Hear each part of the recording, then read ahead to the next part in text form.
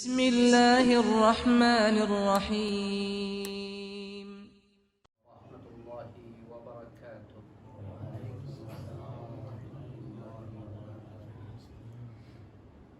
بسم الله الرحمن الرحيم. الحمد لله رب العالمين،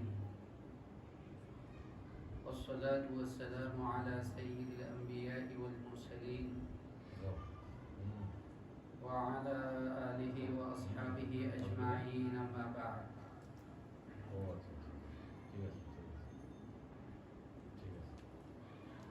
محترم আমার প্রিয় ভাই ও বোনেরা, আমরা শুরুতেই মহান রব্বুল আলামিনের দরবারে শুকরিয়া আদায় করি, হামদ প্রকাশ করি,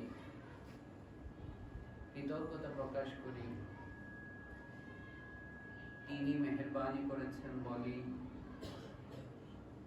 তিনি সুযোগ করে দিয়েছেন বলেই আমাদের জন্য সম্ভব হয়েছে আমরা আমাদের ধারাবাহিক প্রত্যেক মাসে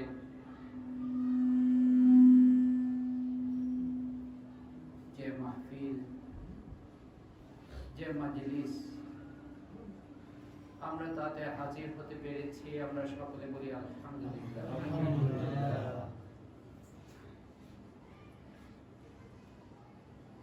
গত মাসের মাজলিসে এবং যে মাজলিসটি ছিল রাসূল পাক সাল্লাল্লাহু আলাইহি ওয়াসাল্লামের 12 রবিউল আউয়াল, তার বিলাদতে মুবারাকা মহান জন্ম দিবসকে স্মৃতিতে রেখে আমাদের একটা মাহফিল হয়েছিল এবং সেই মাহফিলে দেশের একজন খ্যাতিমান ওয়াইজ তশরিফ এনেছিলেন,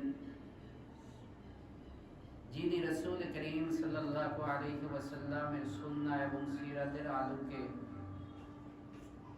তাসাউফ, জুহুদ, তাজকিয়া, আত্মার শুদ্ধি, আত্মার পরিশুদ্ধতা এ বিষয়ের উপর চমৎকার আলোচনা করেছিলেন। মনে আছে না আমাদের? এবং বাদ ইশা আমাদের আলোচনা ছিল, আমাদের আলোচনার শিরোনাম ছিল নবী জীবনের কষ্টের দিনগুলো। নবী জীবনের কষ্টের দিনগুলো শিরোনামটার মধ্যেই একটা ব্যথা, একটা ভালোবাসা, একটা মাহাব্বত, একটা দরদ লুকায়িত আছে। কারণ রাসূল করিম সাল্লাল্লাহু আলাইহি ওয়াসাল্লামের প্রতি আমাদের মাহাব্বত, আমাদের ভালোবাসা, আমাদের হৃদয়ের টান সবচাইতে বেশি, এমনকি আমার পিতামাতা, আমার স্ত্রী সন্তানদের চাইতেও বেশি। এটাই ঈমানের দাবি এবং এটাই ঈমানের নির্দেশ, হাদিসের নির্দেশ। রাসূল করিম সাল্লাল্লাহু আলাইহি ওয়াসাল্লামের জীবন এবং তার পবিত্র সিরাত একজন মানুষের জীবনে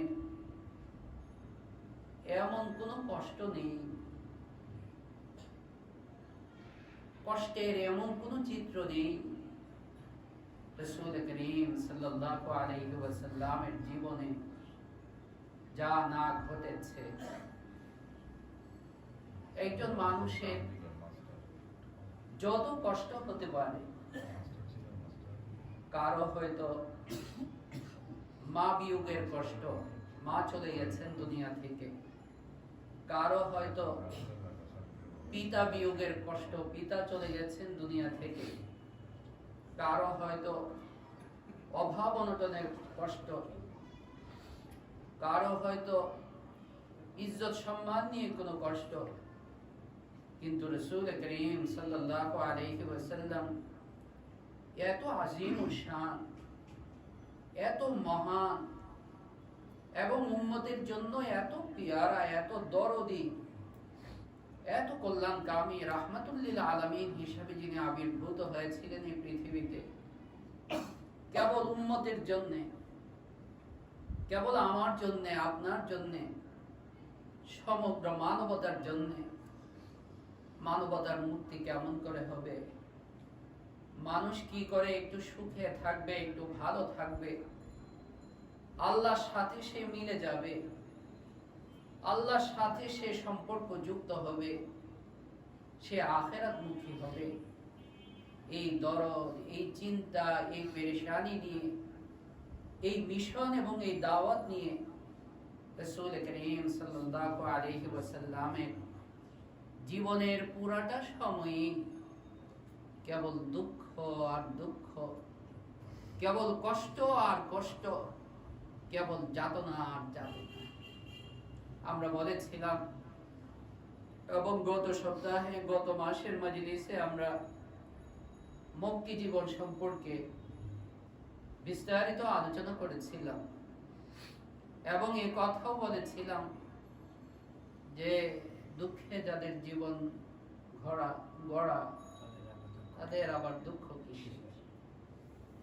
একজন মানুষের, অন্য কোনো মানুষের কোনো একটা কষ্ট হয়তো হয়, তার স্ত্রী চলে গেছে, বা তার সন্তান চলে গেছে দুনিয়া থেকে, বা তার পিতামাতা চলে গেছে, বা তার অর্থনৈতিক কষ্ট, বা তার উপর জুলুম নির্যাতন। একটা কষ্টেই সে কেমন কিংকর্তব্য বিমূঢ় হয়ে যায়, সে দিশাহারা হয়ে যায়, সে হতাশাগ্রস্ত হয়ে যায়, সে পেরেশান এবং অস্থির হয়ে যায়।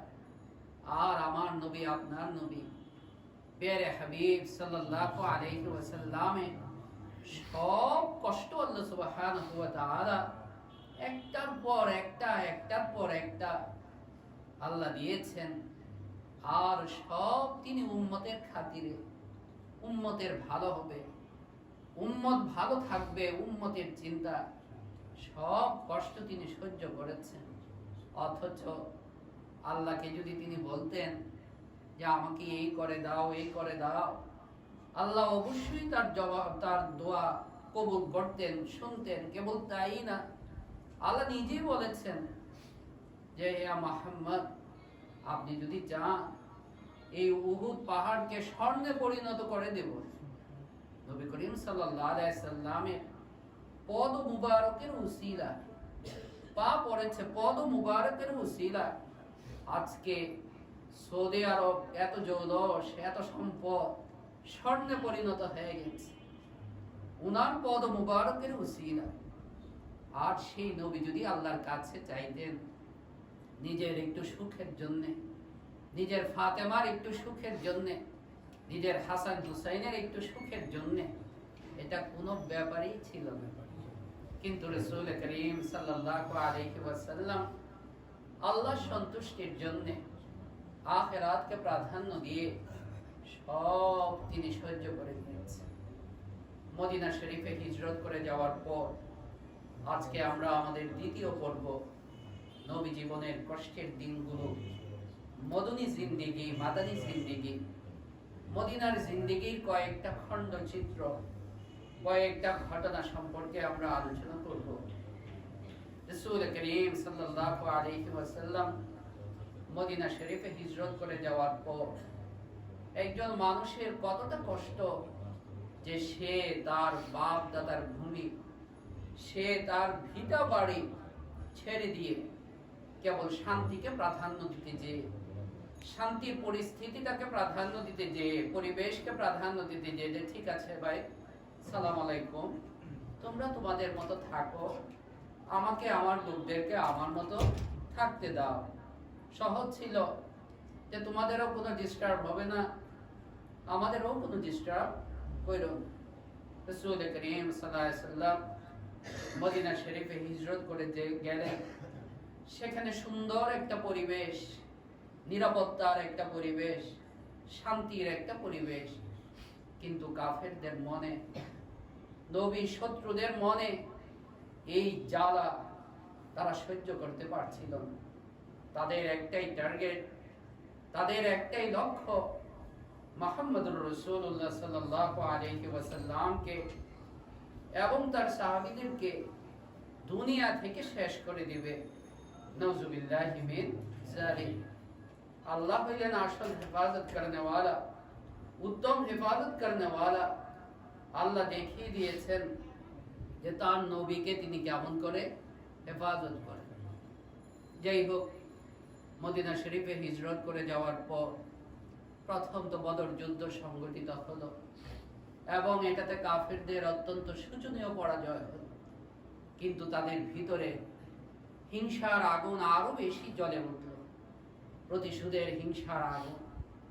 এবং এই হিংসার আগুনে প্রজ্বলিত হয়ে তারা আবার সিদ্ধান্ত নিল মদিনা শরীফ তারা আক্রমণ করবে এবং মুহাম্মদুর রাসূলুল্লাহ সাল্লাল্লাহু আলাইহি ওয়াসাল্লাম তার সাহাবীদেরকে দুনিয়া থেকে নিশ্চিহ্ন করে দিবে।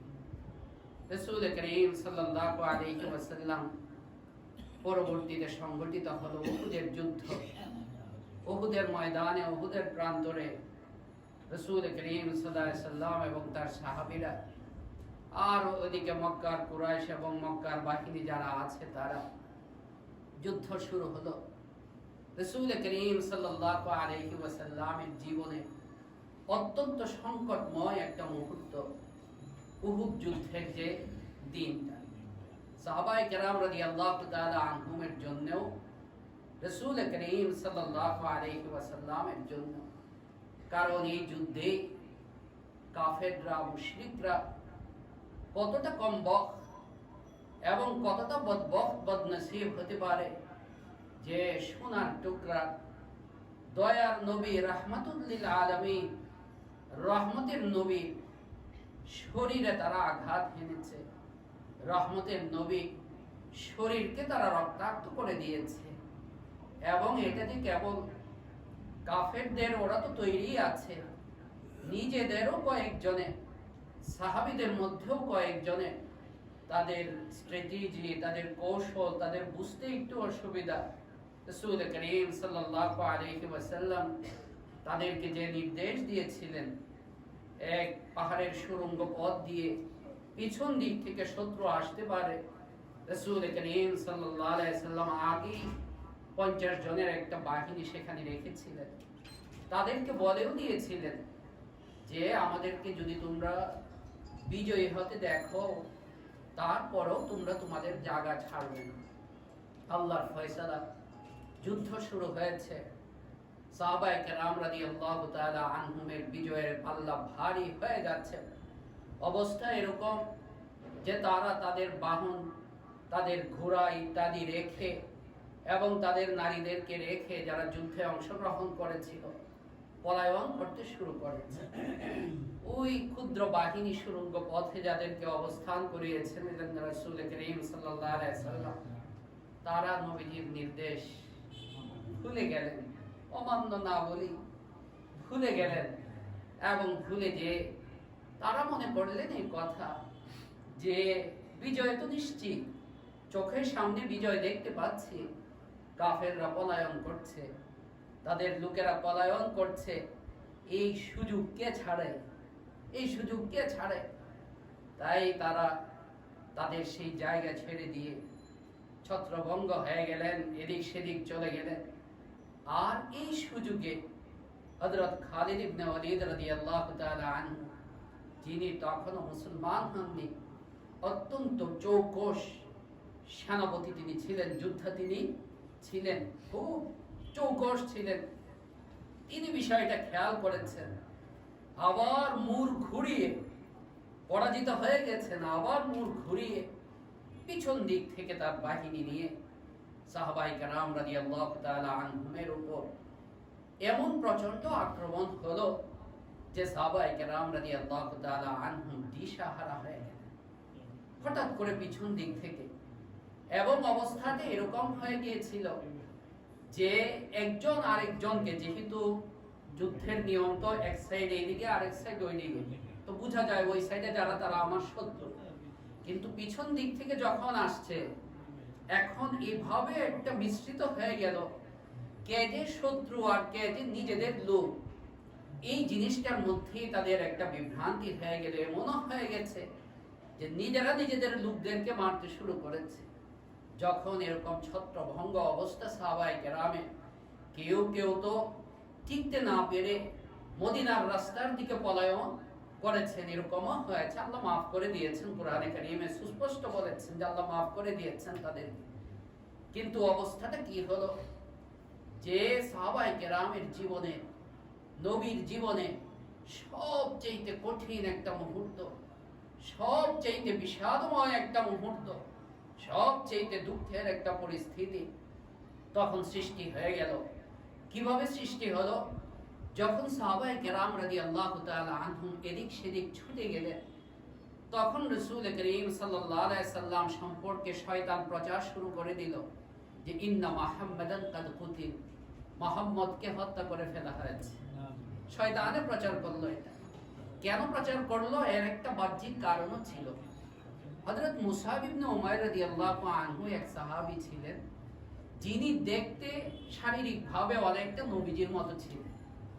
হযরত মুসআব ইবনে উমাইর রাদিয়াল্লাহু তাআলা আনহুকে শহীদ করার পর অনেকে ভুল বুঝলো এটা কাফেররা, তারা ভেবেছে যে মুহাম্মদকেই তারা হত্যা করে ফেলেছে, নাউযুবিল্লাহি মিন যালিক, এবং শয়তান বিষয়টা খুব প্রচার করে ফেলল। তখন সাহাবায়ে কেরাম রাদিয়াল্লাহু তাআলা আনহুমের মন আরো ভেঙে গেল যে যদি নবীজি না থাকে, নবীজি যদি চলে গিয়ে থাকে তাহলে আর কি হবে আমাদের। কেউ তো পিছনে সরে আসলেন, মদিনার রাস্তার দিকে মদিনা ফিরে আসবে, আর কেউ নিজের জীবনকে উৎসর্গ করে দিয়ে যে নবী নাই, আমি আর বেঁচে থেকে লাভ কি। তখন রাসূল করিম সাল্লাল্লাহু আলাইহি সাল্লাম সাহাবায়ে কেরাম রাদিয়াল্লাহু তাআলা আনহুকে ডাকার জন্য, বুঝার জন্য যে নবীজি যে আছেন এখনো, কারণ যুদ্ধের ময়দানে তো কারো কোনো কি নেই, হুঁশ জ্ঞান নাই, আর এরকম ছত্রভঙ্গ অবস্থা। নবীজি তখন চিৎকার করে বললেন, তোমরা কোথায় আছো? আমি আল্লাহর রাসূল, আনা রাসূলুল্লাহ, হালুম্মু ইলাইকুম, আমি এদিকে আছি, তোমরা সবাই এদিকে চলে আসো। যেই নবীজি চিৎকার করে এই কথা বলেছেন, এতে ওই যে কাফেররা এরা আওয়াজ শুনে ফেলেছে। আওয়াজ শুনে ফেলার পর তারা বুঝে ফেললো যে আসলে তো মুহাম্মদ হচ্ছে এখানে, এবং এখানে সে এখনো জিন্দা আছে। তখন এই সুযোগে, নবীজির সাথে তেমন কেউ নাই, খালি তিনি, এই সুযোগে নবী করিম সাল্লাল্লাহু আলাইহি ওয়াসাল্লামকে কাফেররা ঘিরে ফেলল এবং এইভাবে তীর বর্ষণ, তীর নিক্ষেপ শুরু করতে দিল। যে হযরত তালহা ইবনে উবাইদুল্লাহ রাদিয়াল্লাহু আনহু ডালের মতো নবী করিম সাল্লাল্লাহু আলাইহি সাল্লামের সামনে সেদিন ছিলেন, তার শরীরে বিদ্ধ হচ্ছিল, কিন্তু নবীর শরীরে বিদ্ধ হবে এটা তিনি সহ্য করতে পারছিলেন। সহিহ বুখারীর হাদিসে আছে যে নবীজি তাদের উপরে উকি মেরে দেখতে চাচ্ছেন পরিস্থিতি, হযরত তালহা তাকে সরিয়ে দিচ্ছেন আর বললেন, ইয়া রাসূলুল্লাহ, আপনি সরে যান, হতে পারে তীর আপনার আঘাত বা ঢিল ছুটতেছে, আপনার উপরে লাগতে পারে। এই খালি সুযোগে নবী করিম সাল্লাল্লাহু আলাইহি সাল্লামের উপর এবং উম্মতের জন্য এটা কষ্টের। উতবা ইবনে আবি ওয়াক্কাস, তার আঘাতে রাসূল করিম সাল্লাল্লাহু আলাইহি ওয়াসাল্লামের গালের ভিতরে একদম ওই যে মুখোশ যে পরে যুদ্ধের ময়দানে, যুদ্ধের সময়, সেটার একটা আপনার খণ্ড তার গালের ভিতরে ঢুকে গেছে, মাথা রক্তাক্ত হয়ে গেছে আঘাতে। তীর আসতেছে, চার দিক থেকে তীর আসতেছে, কারণ তারা মনে করলো কাফেররা এই শেষ সুযোগ, এই শেষ সুযোগ। নবী করিম সাল্লাল্লাহু আলাইহি ওয়াসাল্লামের মুবারক দেহ থেকে রক্ত ছড়িয়ে পড়ছে, রক্ত ছড়িয়ে পড়ছে। তিনি রক্ত মুছছেন, মাটিতে পড়তে দিচ্ছেন না, আর বলছেন এই কথা, সেই জাতি কেমন করে সফল হতে পারে, সেই জাতি কেমন করে সফল হতে পারে যারা তাদের নবীর চেহারাকে রক্তাক্ত করতে পারে। অত্যন্ত কষ্টের এই মুহূর্ত। এর মধ্যে ইবনু কামিয়া নামে এক ব্যক্তি ছিল, সে রাসূল করিম সাল্লাল্লাহু আলাইহি সাল্লামের একদম কাছাকাছি চলে আসে। আঘাত করলে এরকম অবস্থা যে নবীজির উপর আঘাত পড়ে যায়। তখন নবী করিম সাল্লাল্লাহু আলাইহি সাল্লাম রহমতের নবী জীবনে সরাসরি কাউকে কি করেন নাই, আঘাত করেন নাই। তখনই প্রথম নবীজি তাকে আঘাত করেন এবং তাকে কথাও বলেন যে আল্লাহ তোকে ধ্বংস করুন। সে ধ্বংস হয়েছে, সে ধ্বংস হয়েছে।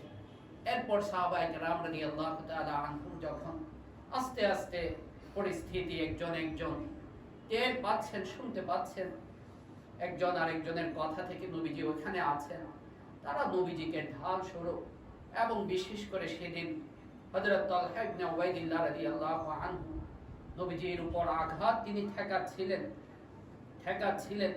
40টার উপরে আঘাত তার শরীরের মধ্যে লেগেছিল। আর নবীজি বলছিলেন, তালহা তুমি তীর নিক্ষেপ করো, ওয়াজাবাত তোমার জন্য তো জান্নাত অবধারিত হয়ে গেছে। রাসূল করিম সাল্লাল্লাহু আলাইহি ওয়াসাল্লামের জীবনে এটা যে নবীজির একমাত্র নবীর জন্য একটা কষ্টের বিষয়, এই কথাই না, তার সাহাবীদের জন্য, তার উম্মতের জন্য এটা অত্যন্ত কষ্টের চিন্তা করা যে সোনার টুকরা, নূরের টুকরা, তাকে কাফেররা শারীরিকভাবে পর্যন্ত রক্তাক্ত করে দিল, তার শরীরে পর্যন্ত আঘাত আনলো। তিনি যদি রাহমাতুল লিল আলামিন না হতে, তাহলে তো তখনই আযাব দিয়ে সব ধ্বংস হয়ে যাওয়ার কথা। এভাবে আস্তে আস্তে সাহাবায়ে কেরাম রাদিয়াল্লাহু আনহুম যারা মদিনার দিকে ফিরে যাচ্ছিলেন, তারাও যখন শুনলেন যে না, নবীজি সাল্লাল্লাহু আলাইহি সাল্লাম জিন্দা আছেন এবং যে জায়গাটাতে আছে ওই জায়গাটা ওই উহুদ পর্বতেরই আরেকটু পাশে যে গুহাটাতে নবীজি সাল্লাল্লাহু আলাইহি সাল্লাম পরবর্তীতে আশ্রয় গ্রহণ করেছিলেন, তার চিকিৎসা হয়েছে সেখানে, ওই গুহাটাতে আলহামদুলিল্লাহ আমি গিয়েছিলাম। এটা সবাই চিনে না, মদিনা ইউনিভার্সিটির এক ছাত্র, সে বলল আমাকে যে মারুফ ভাই আমি চিনি, চলেন আপনাকে নিয়ে যাও। অনেক আগের কথা, সেই 97 সনের কথা।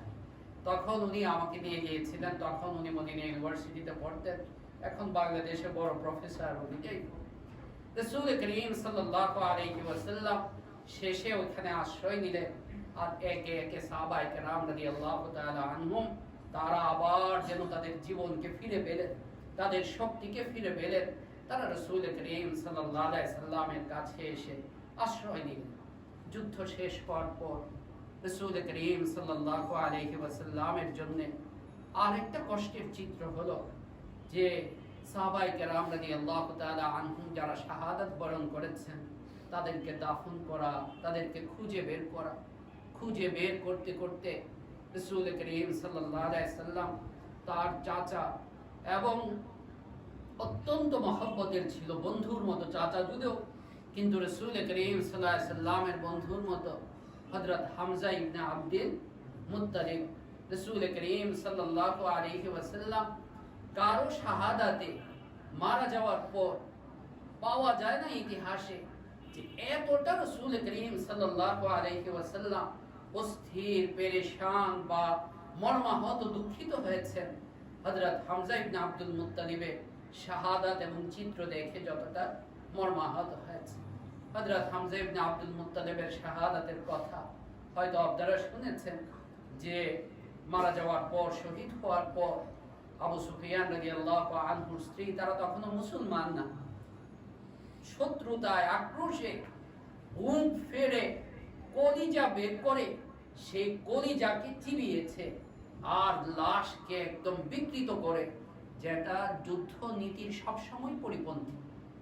জাহিলি যুগেও যুদ্ধের যে নীতি ছিল, এই নীতির পরিপন্থী এটা ছিল।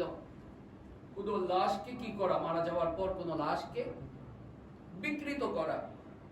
কিন্তু রাসূল করিম সাল্লাল্লাহু আলাইহি সাল্লামের চাচা হযরত হামজা ইবনে আব্দুল মুত্তালিবের সাথে তৎকালীন কাফেররা এই আচরণ করলো যে তার অঙ্গ বিকৃত তো করেছেই, আবার তার বুক চিরে, বুক ফেড়ে কলিজা বের করে সে কলিজা চিবিয়েছে।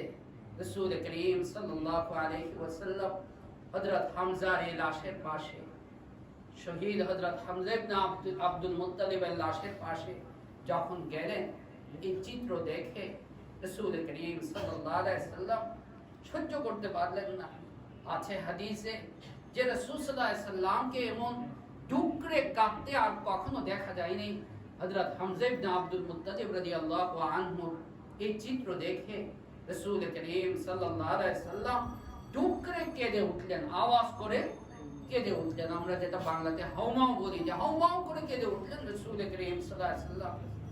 আর এতটা মর্মাহত হলেন, এতটা মর্মাহত হলেন যে তিনি বলে ফেললেন এই কথা যে খোদার কসম করে আমি বলছি, আল্লাহর কসম করে আমি বলছি, আমি যদি সুযোগ পাই কাফেরদের উপরে আবার, তাহলে হামজার একার বদলায় আমি তাদের ৭০টাকে হত্যা করব। দয়ার নবী, রহমতের নবী কতটুকু কষ্ট পাইলে তার ভিতরে এই পরিবর্তন আসতে পারে যে তিনি এতটা মর্মাহত, আল্লাহর কসম খেয়ে বলছেন, খোদার কসম খেয়ে বলছেন। আল্লাহ তাআলা আয়াত নাযিল করলেন, আল্লাহ তাআলা আয়াত নাযিল করলেন, মুহাম্মদ যদি পাল্টা প্রতিশোধ না, মাপ মতো দিতে হবে। মাপ মতো আপনি যদি কারো উপরে জুলুম করেন, কেউ যদি আপনার উপর জুলুম করে, আপনি যদি পাল্টা করতে চান তো অনুমতি কতটুকু? সে যে ওজনের চটটা আপনাকে দিয়েছে আপনারও সেই ওজনের হতে হবে। যদি বেশি হয়, যদি কম হয় তাহলে তো বেঁচে গেলেন, আর যদি বেশি হয় তাহলে আপনি কি হয়ে যাবেন? আগে সে ছিল জালেম, আপনাকে অন্যায়ভাবে সে থাপ্পড় দেওয়ার কারণে আপনি ছিলেন মজলুম, আর সে ছিল জালেম। এখন পাল্টা আপনি তাকে একটার বদলে দুইটা থাপ্পড় দেওয়ার কারণে সে একটা থাপ্পড় দিয়েছে, আপনি পাল্টা দুইটা থাপ্পড় দেওয়ার কারণে এখন আপনি হয়ে গেলেন কি? জালেম, আর সে হয়ে গেল মজলুম। ফজিলত কার বেশি? মজলুমের বেশি। ফজিলত কার বেশি? তাই আল্লাহ তাআলা তার হাবিবকে সান্ত্বনা দিলেন, ঠান্ডা করে দিলেন, শান্ত করে দিলেন যে হে মুহাম্মদ, হ্যাঁ তুমি ইচ্ছা করলে প্রতিশোধ নিতে পারো, কিন্তু ওয়ালাকিন সাবারতুম লাহুয়া খায়রুল লিসাবিরিন, যদি তুমি ধৈর্য ধারণ করো এটা আল্লাহ তাআলার কাছে শ্রেষ্ঠ হবে, এটা আল্লাহ তাআলার কাছে শ্রেষ্ঠ হবে। তখন নবী করিম সাল্লাল্লাহু আলাইহি ওয়াসাল্লাম ধৈর্য ধারণ করলেন। নবী করিম সাল্লাল্লাহু আলাইহি ওয়াসাল্লামের এটাও একটা অত্যন্ত কষ্টের একটা চিত্র ছিল তার জিন্দেগি, যে হযরত হামজা ইবনে আব্দুল মুত্তালিব রাদিয়াল্লাহু তাআলা আনহুর মতো তার জীবনের সঙ্গী, সাহাবী, আবার চাচা, পরিবারে তার এই বিভৎস চিত্র দেখে, অবস্থা দেখে হযরত রাসূল করিম সাল্লাল্লাহু আলাইহি ওয়াসাল্লাম এতটা মর্মাহত এবং কষ্ট পেয়েছিলেন যে কষ্ট এবং মর্মবেদনার কারণে তিনি এই কথা পর্যন্ত বলে ফেলেছেন। রাসূল করিম সাল্লাল্লাহু আলাইহি ওয়াসাল্লামের জীবনের আরেকটা চরম কষ্টের মুহূর্ত এসেছিল, বিশেষভাবে, পুরাটাই তো কষ্টের, বিশেষভাবে এসেছিল খন্দকের যুদ্ধের সময়। খন্দকের যুদ্ধ, যেটাকে কুরআনে কারীমে আহজাবের যুদ্ধ বলা হয়েছে। বহু জাতিক বাহিনী, আরবের যত কবিলা আছে সব বাহিনী একসাথে হয়ে একদম শেষ, এবার মুসলমানদেরকে তারা শেষ করেই দিবে, এইভাবে তারা একজোট হয়ে মদিনা আক্রমণ করেছে। রাসূল করিম সাল্লাল্লাহু আলাইহি সাল্লাম অত্যন্ত পেরেশান ছিলেন। শেষে সাহাবায়ে কেরাম রাদিয়াল্লাহু তাআলা আনহুমকে নিয়ে তিনি যখন পরামর্শে বসলেন, হযরত সালমান ফারসি রাদিয়াল্লাহু আনহু, যিনি ছিলেন পারস্যের, হযরত সালমান ফারসি রাদিয়াল্লাহু তাআলা আনহু রাসূল সাল্লাল্লাহু আলাইহি সাল্লামকে পরামর্শ দিলেন যে ইয়া রাসূলুল্লাহ, এই ধরনের পরিস্থিতিতে আমাদের পারস্যে যুদ্ধ কৌশল হিসাবে তখন বর্ডারে সীমানাতে পরিখা খনন করে দেওয়া হয়, গর্ত খনন করে দেওয়া হয়। তখন তো আর এয়ারফোর্স ছিল না, সে আমলে তো আর কি ছিল না, এয়ারফোর্স ছিল না, তখন তো হচ্ছে সব কি পদাতিক বাহিনী, স্থল বাহিনী, আর হলো ঘোড়ার বাহিনী, উটের বাহিনী। তাই বড় বড় যদি গর্ত থাকে, এই গর্ত অতিক্রম করে মদিনাতে প্রবেশ করা এটা কি হয়ে যাবে? কঠিন হয়ে যাবে, এটা পারবে না। আর এই যুদ্ধ কৌশলটা সম্পর্কে আরবরা পরিচিত ছিল না। পরিচিত থাকলে না এটা কিভাবে ড্রাইভ দিয়ে পার হবে সেই প্রশিক্ষণ নিতে পারত। তারা এসে, মক্কার কাফেররা এসে, বহুজাতিক বাহিনী এসে দেখে যে এই নতুন এক কৌশল, তারা তো কোনো মতেই মদিনাতে কি করতে পারছে না, প্রবেশ। আর এদিকে তো সাহাবায়ে কেরাম আছেনই, যেই গর্তে তারা বাহন নিয়ে ঢুকবে আবার উঠবে, তো গর্তে ঢুকে আবার উপরে ওঠা অত্যন্ত রিস্কি। আর এদিকে সাহাবায়ে কেরামের আক্রমণ, তারা আর কিছুই করতে পারলো না। এই যে রাসূল করিম সাল্লাল্লাহু আলাইহি সাল্লামের এই যুদ্ধে কঠিন কঠিন কিছু পরিস্থিতি হয়েছে।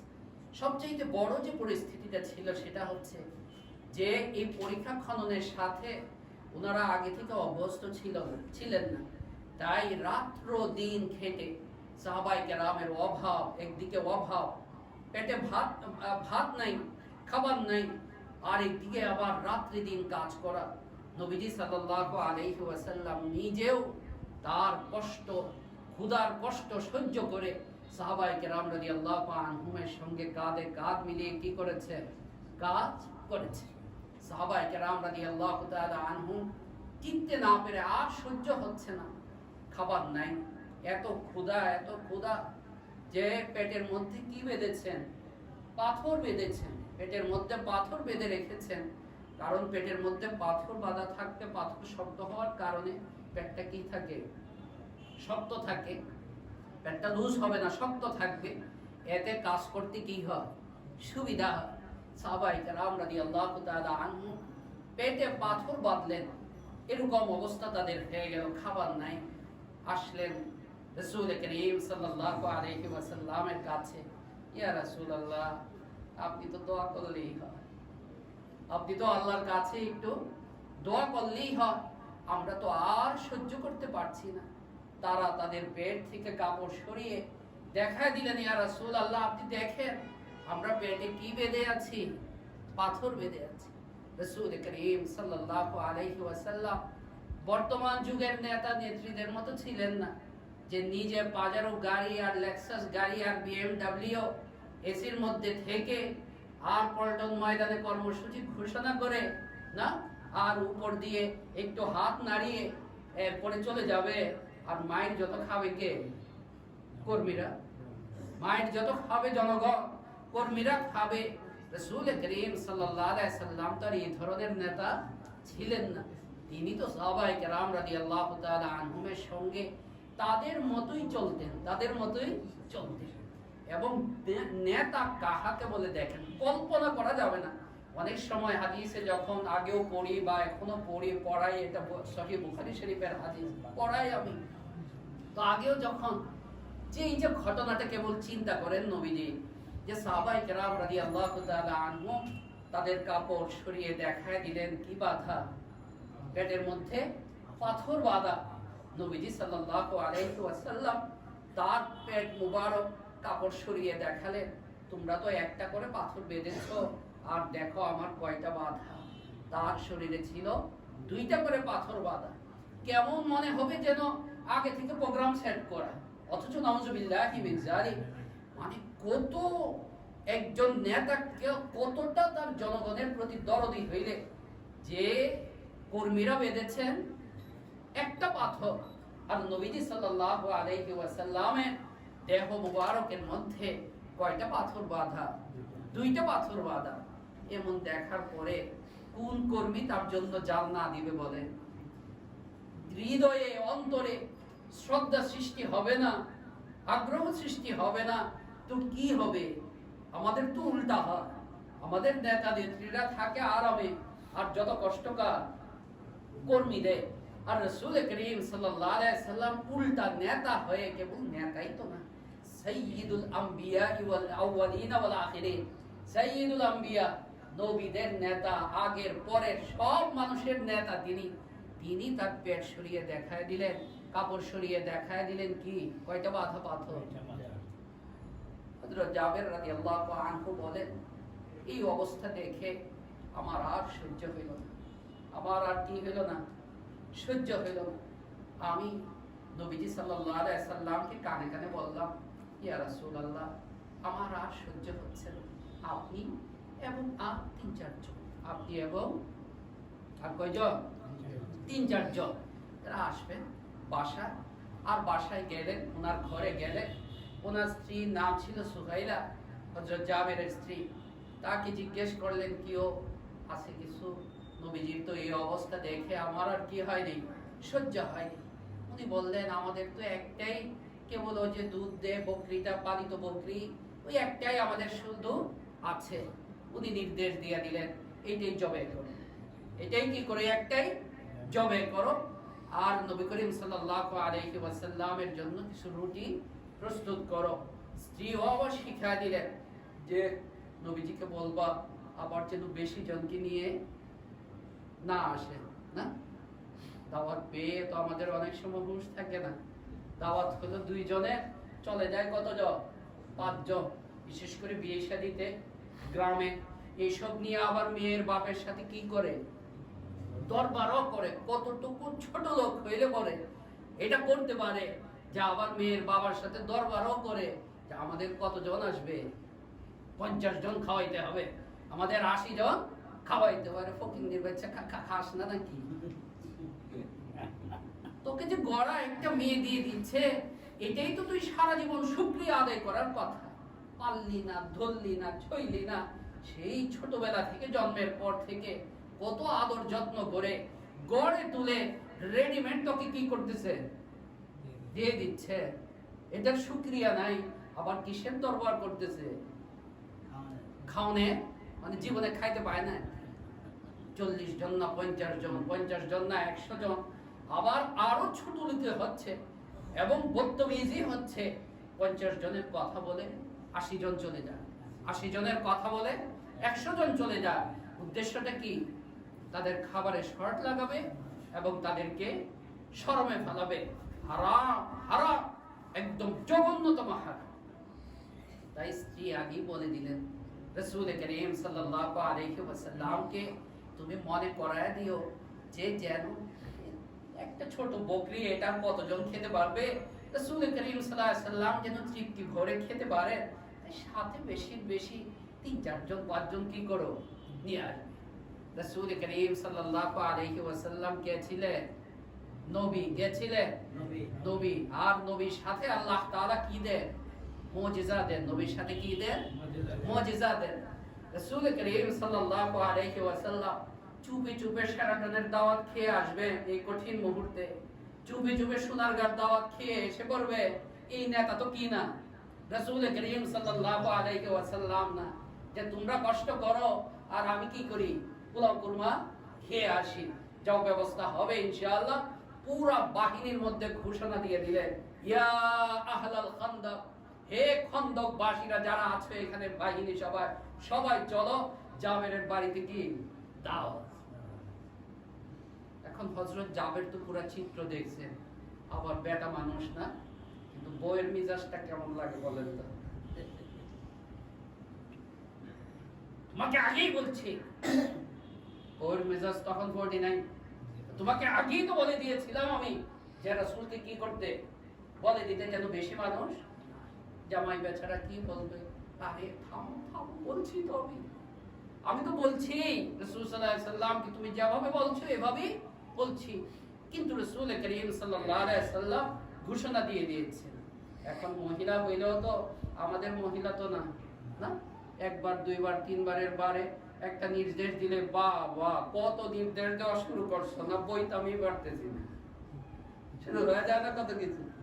এত সাহাবী, সাহাবীর স্ত্রীও কি সাহাবী, কেমন মজবুত ঈমান, অত্যন্ত মজবুত ঈমান। তাই যেই শুনলেন এই কথা যে নবীজি জানেন বিষয়টা, তখন উনি বললেন, আচ্ছা নবীজি জানেন, নবীজি যদি জানেন বিষয়টা তাহলে আর কোনো চিন্তা নাই, তাহলে আর কোনো কি নাই, এবার আমাদের কোনো চিন্তা নাই, বাস এটা নবীজি বললেন। নবীজি এসে বললেন যে তোমার স্ত্রীকে বলবে ডেক থেকে যেন ডাকনি না সরায়, আমি দিবস। আর ওই যে রুটি তৈরি করা হচ্ছে এটাও যেন যেভাবে আছে এভাবেই রাখে। রাসূল করিম সাল্লাল্লাহু আলাইহি ওয়াসাল্লাম নিজে নিজে সাহাবায়ে কেরাম রাদিয়াল্লাহু তাআলা আনহুকে বকরির গোশতের ভুনা না আর রুটি কেমন লাগে বলে, কেমন মজার খাওয়া, সমস্ত সাহাবায়ে কেরাম রাদিয়াল্লাহু আনহুম, শত শত, একজন না দুইজন, শত শত সাহাবায়ে কেরাম রাদিয়াল্লাহু তাআলা আনহুম পেট ভরে খাইলেন। শেষে হযরত জাবের বলেন, ডেগের কি বলে এটাকে, ঢাকনা, ঢাকনা খুলে দেখি যা গোশত তরকারি যা তাই আছে, রুটি যা তাই আছে। সাহাবায়ে কেরাম রাদিয়াল্লাহু তাআলা আনহুমের জীবনের যেমন কষ্ট ছিল, আবার মজাও ছিল। আবার কি ছিল? মজাও ছিল। সবচেয়ে মজার এই যে বিষয়টা, যে নবী করিম সাল্লাল্লাহু আলাইহি ওয়াসাল্লামকে তারা তাদের চোখের সামনে দেখতে পেতেন, নবীজির কণ্ঠ তারা শুনতে পেতেন। আরে এমন কণ্ঠ শুনলে, এমন কণ্ঠ শুনলে, এমন চেহারা মুবারক দেখলে পেটের ক্ষুধার কথা কি আর মনে থাকে? বলেন, পেটের ক্ষুধার কথা কি আর মনে থাকে? কেমন চেহারা, নুরানি চেহারা, আর কেমন তার কণ্ঠ। সাহাবায়ে কেরাম রাদিয়াল্লাহু তাআলা আনহুমের এটার মধ্যেই ছিল তৃপ্তি। রাসূল করিম সাল্লাল্লাহু আলাইহি ওয়াসাল্লামের জীবনের এই একটা কষ্টের মুহূর্ত, খন্দকের যুদ্ধেও গিয়েছে, অভাবের কষ্ট, আবার এদিকে শত্রু বাহিনী, কতটা ব্যতিব্যস্ত থাকতে হয়েছে যে কোনো কোনো বর্ণনায় এসেছে নবীজির জোহর, আসর, মাগরিব, এশা নামাজ কাজা হয়েছিল, পড়তে পারেন নাই নামাজ ওই যুদ্ধের কারণে। নবীজির মতো ব্যক্তির জন্য, আপনার আমার মতো ব্যক্তির এই যদি নামাজটা কাজা হয়ে যায়, কেমন লাগে মনটা? কেমন লাগে মনটা? আর সেখানে নবীজি সাল্লাল্লাহু আলাইহি সাল্লাম এবং তার সাহাবায়ে কেরামে যুদ্ধে ব্যস্ততার কারণে, মদিনাকে রক্ষা করার জন্য তারা এত ব্যস্ত ছিলেন যে তাদের নামাজই কি হয়ে গেছে, কাজা করেছেন রাসূল করিম সাল্লাল্লাহু আলাইহি সাল্লাম। শেষে এতটা মর্মাহত হলেন তিনি, এতটা মর্মাহত হলেন যে বললেন, মালা আল্লাহু বুয়ুতাহুম ওয়া কুবুরাহুম নারা, আল্লাহ তাদের ঘর এবং তাদের কবরকে আগুন দিয়ে ভরপুর করে। তোরা আমাদের কি করেছিস? নামাজ, শাগালুনা আনিস সালাতিল বুসতা, সালাতিল আসর, বুখারী riwayate আছে যে আসরের নামাজ আমাদেরকে কাজে করাইলা, আসরের নামাজটা আমরা পড়তে পারলাম না। আসরের নামাজ হাদিসে অত্যন্ত গুরুত্বের, ফজর এবং আসর অত্যন্ত গুরুত্বপূর্ণ নামাজ। আসরের নামাজ আমাদের কাজা করিয়েছো। রাসূল করিম সাল্লাল্লাহু আলাইহি ওয়াসাল্লাম এতটা কষ্ট পেলেন, এতটা মর্মাহত হলেন। এই যুদ্ধে, খন্দকের যুদ্ধে রাসূল করিম সাল্লাল্লাহু আলাইহি সাল্লামের এক সাহাবী ছিলেন হযরত নুমান ইবনে বাশীর রাদিয়াল্লাহু আনহু। তার বোন, তার ভাই এবং মামা আরো যারা কাজে ব্যস্ত ছিলেন, তাদের এই ক্ষুধার্ত অবস্থা দেখে কোত্থেকে যেন ব্যবস্থা করে তিনি এক মুষ্টি খেজুর নিয়ে আসছেন। নবীজি সাল্লাল্লাহু আলাইহি সাল্লাম দেখলেন, কি নিয়ে যাও? খেজুর নিয়ে যেতেছে আমার ভাই মামাদের জন্য, দেয়া যাও যে এক মুষ্টির মধ্যে নবীজি নিয়েছেন। এরপরে সাহাবায়ে কেরাম রাদিয়াল্লাহু আনহুম সবাইকে বললেন, তিনি এগুলো কি বলে এটাকে, চূর্ণ মানে খণ্ড খণ্ড করলেন। সাহাবায়ে কেরামকে বললেন, আসো সবাই খেতে আসো। সাহাবায়ে কেরাম রাদিয়াল্লাহু আনহুম সবাই খেলেন। খেজুরের জায়গায় ছিল, কোনো শেষ না। এই যুদ্ধে, খন্দকের যুদ্ধে একদিকে যেমন সাহাবায়ে কেরাম রাদিয়াল্লাহু তাআলা আনহুমের অত্যন্ত কষ্টের একটা চিত্র, মর্মাহত হওয়ার মতো একটা চিত্র নবীজি সাল্লাল্লাহু আলাইহি সাল্লামের সাথে সাথে আল্লাহ সুবহানাহু ওয়া তাআলা অনেক মুজিজাও এই যুদ্ধে কি করেছিলেন, প্রকাশ করেছিলেন। নবী করিম সাল্লাল্লাহু আলাইহি ওয়াসাল্লামের জীবনের আরেকটা কষ্টের চিত্র, কয়েকটা ঘটনা একসাথে হয়েছে গাজওয়ায়ে বনু মুস্তালিক বা মুরাইসিয়া, বনু মুস্তালিক যুদ্ধের মধ্যে। বনু মুস্তালিক যুদ্ধে রাসূল করিম সাল্লাল্লাহু আলাইহি ওয়াসাল্লামের মানসিক কয়েকটা কষ্ট হয়েছে, খুব মারাত্মক। এর মধ্যে একটা কষ্ট হচ্ছে, আরবের সমাজের মধ্যে এই জিনিসটা প্রচলিত ছিল যে পালক পুত্র সে তাকে নিজের পুত্রের মতোই তারা ধরতো এবং বাবার নাম ভুলে গিয়ে ওই যে বেটা পালতো ওই বেটার দিকেই তাকে সম্পর্কিত করতো। যে অমুকের ছেলে অমুক, তার পিতার নাম বলতো না, ওই যে লোকে তাকে প্রতিপালন করেছে তার নামেই বলতো, পিতৃ পরিচয়টাকে ভুলিয়ে দিত। ইসলামের দৃষ্টিতে এটা কি নিষেধ, হারাম। সূরাতুল আহজাবে 21 নম্বর পারা আল্লাহ তাআলা শুরুতেই বলেছেন, হ্যাঁ এটা অনেক সওয়াবের কাজ নিঃসন্দেহে, তুমি একটা ইয়েতিমকে প্রতিপালন করা, তাকে শিক্ষিত করা, তাকে বড় করে তোলা, নিঃসন্দেহে এটা অনেক বড় সওয়াবের কাজ। হাশরের ময়দানে আনা ওয়া কাফিলুল ইয়েতিম কাহাতাইন, যে ব্যক্তি কোনো ইয়েতিমকে লালন করবে, আমি আর সে হাশরের ময়দানে এরকম ঘনিষ্ঠ হয়ে থাকবো, আল্লাহ রাসূল বলেছেন। নিঃসন্দেহে এটা অনেক উঁচু কাজ, কিন্তু তাই বলে একজন মানুষের পিতৃ পরিচয় কখনো তুমি কি করে দিতে পারো না, নষ্ট করে দিতে পারো না। কারণ এর দ্বারা তো বংশীয় পরিচয়টাই কি হয়ে যাবে, নষ্ট হয়ে যাবে।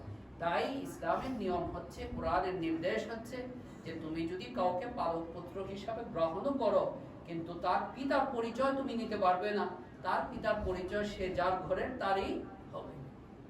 কিন্তু আরবের সমাজ হিসাবে হযরত যায়েদ ইবনে হারিসা রাদিয়াল্লাহু তাআলা আনহু রাসূল করিম সাল্লাল্লাহু আলাইহি সাল্লামের পালক পুত্র হিসাবে ছিল। তো যেহেতু পালক পুত্রকে তারা নিজেদের পুত্রের মতোই মনে করত, পুত্র বধূকে, নিজের ছেলের বউকে বিয়ে করা যায় না, বিয়ে করাটাকে সমাজে কি করে না, তৎকালেও ভালো চোখে দেখতো না। রাসূল করিম সাল্লাল্লাহু আলাইহি সাল্লামের এই পালক পুত্র হযরত যায়েদ ইবনে হারিসা, তিনি বিয়ে করেছিলেন হযরত জয়নাবকে। কাকে বিয়ে করেছিলেন? তিনিও রাসূল করিম সাল্লাল্লাহু আলাইহি সাল্লামের আত্মীয় সম্পর্কে কত বলছিলেন।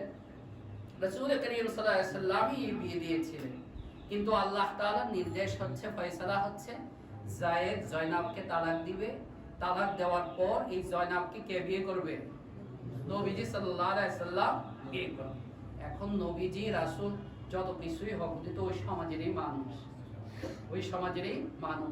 আর নবীজি সাল্লাল্লাহু আলাইহি সাল্লামের এটা মেজাজ ছিল এরকম, মানে ওনার যেহেতু হৃদয়ে দয়া ছিল, দরদ ছিল, তাই অনর্থক মানুষে গুনার মধ্যে পড়বে, মানুষের ভেজালের মধ্যে পড়বে, এটা তিনি কি করতেন না, পছন্দ করতেন না। এদিকে আল্লাহর ফয়সালা হচ্ছে জয়নাবকে কে বিয়ে করবে?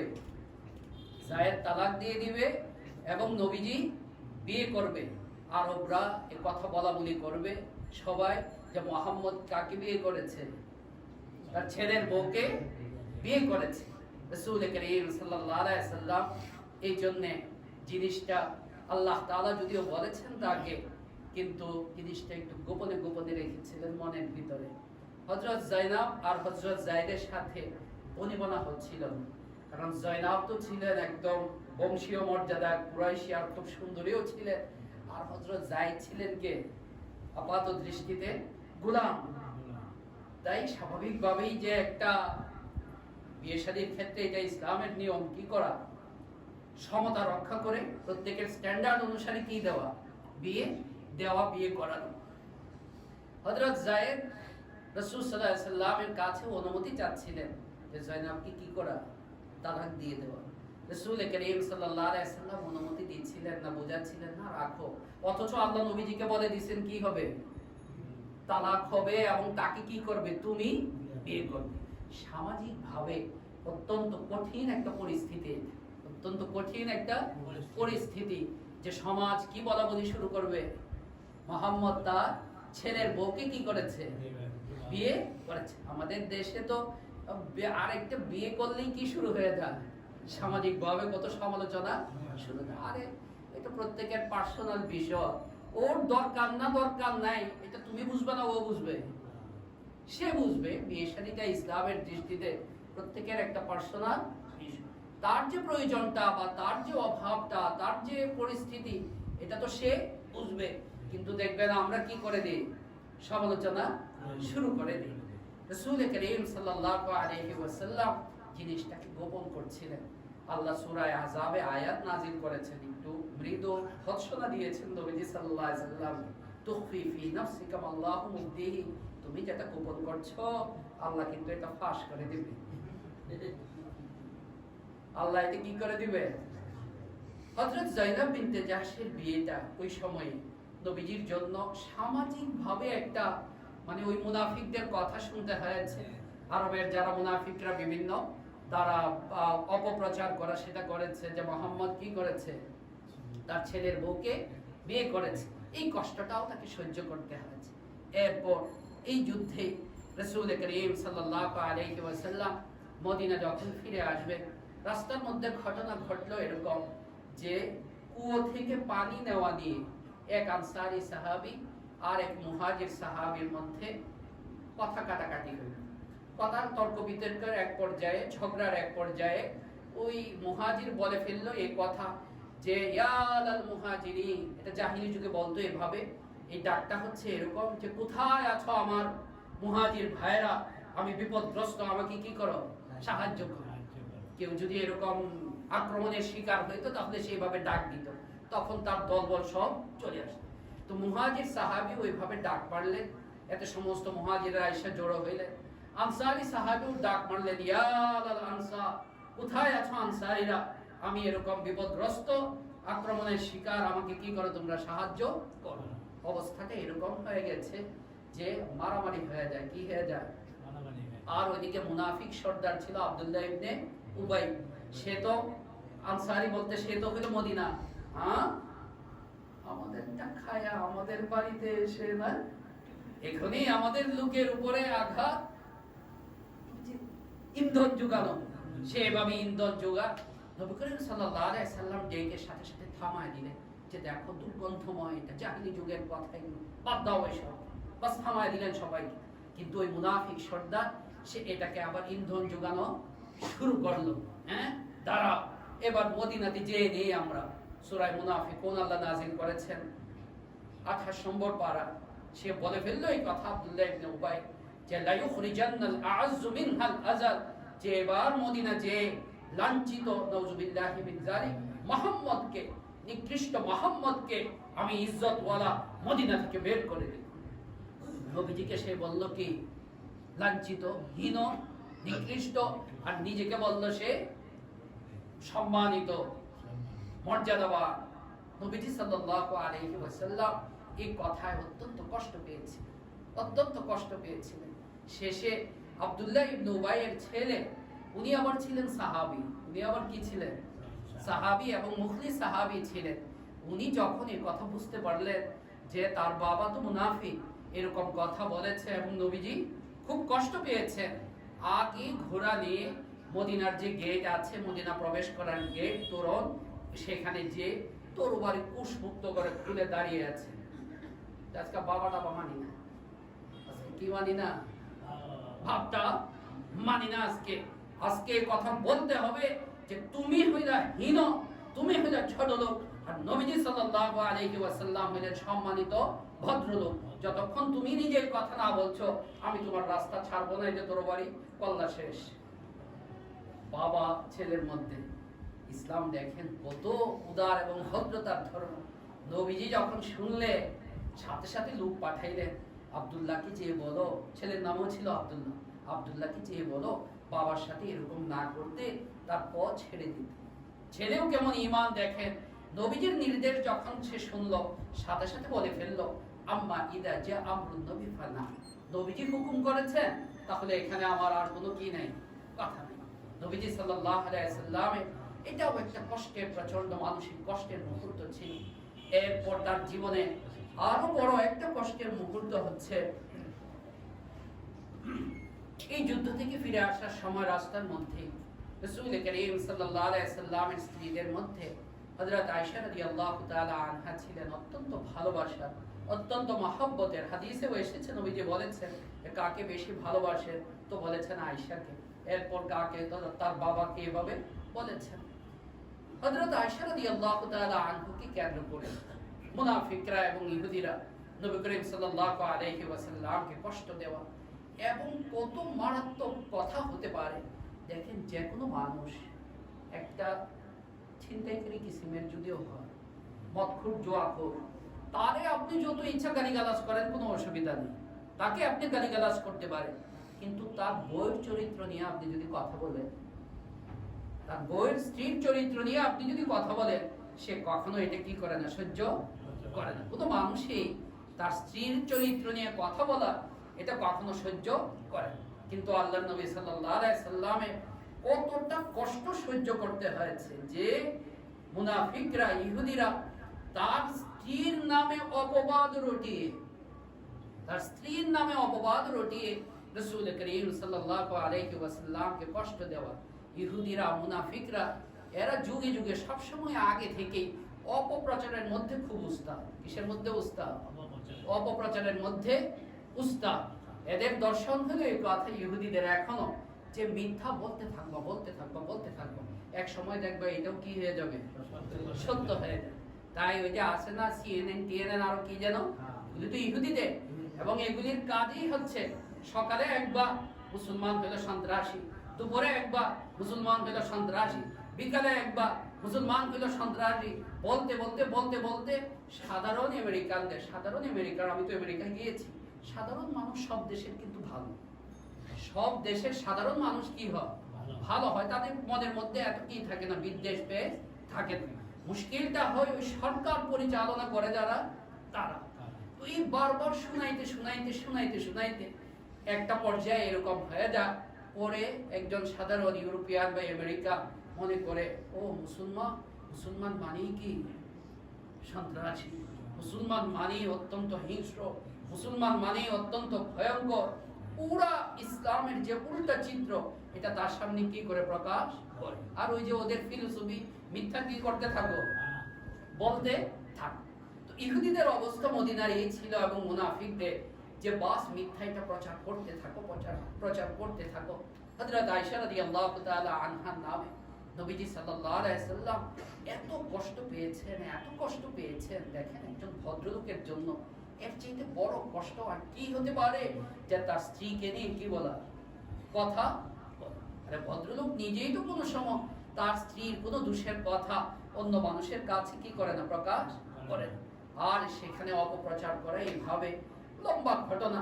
হযরত আয়েশা রাদিয়াল্লাহু তাআলা আনহা তো এতটা সাদা সিধা এবং এতটা পবিত্র মহিলা ছিলেন যে উনি জিনিসটা বুঝতে বুঝতেও অনেকদিন চলে গেছে, একদিন না, দুদিন না, 3 দিন না। হযরত আয়েশা বলে, আগে নবী করিম সাল্লাল্লাহু আলাইহি সাল্লামকে যেভাবে হাসি মজাক করতে দেখতাম, এভাবে হাসি মজাক করতে আর দেখি না আমার ঘরে যখন আসে, যে কারণে আমার একটু মনের ভিতরে এরকম আসছিল যে হয়তো নবী সাল্লাল্লাহু আলাইহি সাল্লাম কোনো ব্যাপারে, উম্মতের কোনো ব্যাপারে কি আছেন, পেরেশান আছেন। কিন্তু একদিন উনি টয়লেটে যাবেন, তো সাথে হযরত উম্মে মিস্তা ইবনে আসাস রাদিয়াল্লাহু আনহুর আম্মা তিনিও আছেন, হযরত আয়েশাকে নিয়ে যাচ্ছেন। তো হুজুট খেয়ে তিনি পড়ে গেছেন, হযরত উম্মে মিস্তা হুজুট খেয়ে পড়ে যাওয়ার পর তার ওই আঁচলের মধ্যে পা লেগে পড়ে গেছে। হুজুট খেয়ে পড়ে যাওয়ার পর আরবি স্টাইলে উনি বললেন, মিস্তা ধ্বংস হোক। কি বললেন? মিস্তা, ওনার ছেলে, মিস্তা ধ্বংস হোক। হযরত আয়েশা এই কথা শুনে বললেন, আরে তুমি কথা কি বলছো, মিস্তা তো এমন সাহাবী যে বদর যুদ্ধে অংশগ্রহণ করেছে, হতে পারে তোমার ছেলে, কিন্তু সে তো অত্যন্ত ফজিলতওয়ালা সাহাবী। তখন হযরত উম্মে মিস্তা বললেন, হ্যাঁ তুমি জানো না কিছু, কি মিস্তা তো আব্দুল্লাহ ইবনে উবাইয়ের সঙ্গে এরকম তোমার নামে এরকম বদ কথা, মন্দ কথা তোমার নামে রটাইতেছে। হযরত আয়েশা মানে একদম টাসকি খেয়ে গেলেন। হ্যাঁ, উনি বলেন বুখারীর হাদিস যে আমি বেড পেছিলাম ইস্তিনজা করতে, টয়লেট করতে, আমার টয়লেটের কথাই আমি ভুলে গেলাম, ফিরে চলে আসলাম। সেদিন রাতে এমন জ্বর আমার শরীরে কাঁপন দিয়ে উঠলো যে আমি আর সহ্য করতে পারছিলাম না। রাসূল করিম সাল্লাল্লাহু আলাইহি সাল্লাম ঘরে আসলে তার অনুমতি নিয়ে আমি চলে গেলাম হযরত আবু বকর, আমার বাবা এবং আমার মার কাছে। যে আমি জিজ্ঞাসা করলাম আমার মাকে, মা আমাকে সান্ত্বনা দিলেন যে দেখো এরকম কেউ যদি ভালো হয়, সুন্দরী হয়, তো তার বিরুদ্ধে এরকম লাগতে পারে, তুমি টেক ইট ইজি, এটাকে কোনো কঠিন হিসাবে নিও না, সান্ত্বনা দিলেন। হযরত আবু বকরও এরকম। কিন্তু হযরত আয়েশা রাদিয়াল্লাহু তাআলা আনহার মনটা ভরল। আরো কষ্টের মুহূর্ত, নবীজি কি করবেন, ওহীও আসতেছে না, অপেক্ষা করতেছেন, মাস চলে গেছে, ওহী আসতেছে না। একদিন মসজিদে নববীর মিম্বরের মধ্যে নবীজি বলেই ফেললেন এই কথা, যে এই লোকটা আমাকে বড় কষ্ট দিচ্ছে, আব্দুল্লাহ ইবনে উবাই মুনাফিক সর্দার, এই লোকটা আমাকে বড় কষ্ট দিচ্ছে, যে কে তোমাদের, আমি এই লোকটার কাছ থেকে পানা চাচ্ছি, এরকম বলে ফেললেন। এর মধ্যে মুহাজির একজন সাহাবী দাঁড়িয়ে গেছে, ইয়া রাসূলুল্লাহ, কে সে? যদি আমাদের কেউ হয় তাহলেও তার কল্লা উড়ায় দিব, আর যদি আনসারী হয় তাহলেও কল্লা উড়ায় দিব। যেই আনসারী বলছে, আনসারীদের প্রেস্টিজের মধ্যে এটা লেগে গেছে, আনসারীদের প্রেস্টিজের মধ্যে লেগে গেছে। কিভাবে? আরে তোমাদের হইলে তুমি মারবা, ধরবা, হত্যা করবা, ঠিক আছে, কিন্তু আমাদের লোক হইলে তুমি মারার কে, আমরা মরে গেছি। আমরা বেঁচে নাই, তুমি মারার। ওই যে জাহিলি যুগের যে একটা জোশ, এই জিনিসটা চলে আসলো। আর এক পর্যায়ে নিজেদের মধ্যে তারা মারামারি অবস্থা। রাসূল করিম সাল্লাল্লাহু আলাইহি ওয়াসাল্লাম আবার পেরেশানিতে পড়ে গেলেন। নিজে মিম্বর থেকে উঠে তাদেরকে সবাইকে থামিয়ে দিলেন। শেষে আল্লাহ সুবহানাহু ওয়া তাআলা কোরআনে কারীমের সূরা নূরে লম্বা একটা দুইটা আয়াত না, হযরত আয়েশা রাদিয়াল্লাহু তাআলা আনহা সম্পর্কে আয়াত নাযিল করলেন, তার পবিত্রতা ঘোষণা করে। নবী জীবনে বড় একটা কষ্টের কারণ এটাও যে নবী করিম সাল্লাল্লাহু আলাইহি ওয়াসাল্লাম স্ত্রীকে নিয়ে কাফেররা, ইহুদিরা, মুনাফিকরা কি বলেছে, কথা বলেছে। নবী করিম সাল্লাল্লাহু আলাইহি ওয়াসাল্লামের জীবনে শেষ কষ্টের মুহূর্ত আজকে যেটা আলোচনা করতে চাচ্ছি, শেষ কষ্টের মুহূর্ত বিদায় হজ্জে ইদা জা নাসরুল্লাহি ওয়াল ফাত নাযিল হয়ে গেছে। উম্মত গড়ে তুলেছেন কি মেহনত করে, সব কষ্ট সহ্য করে।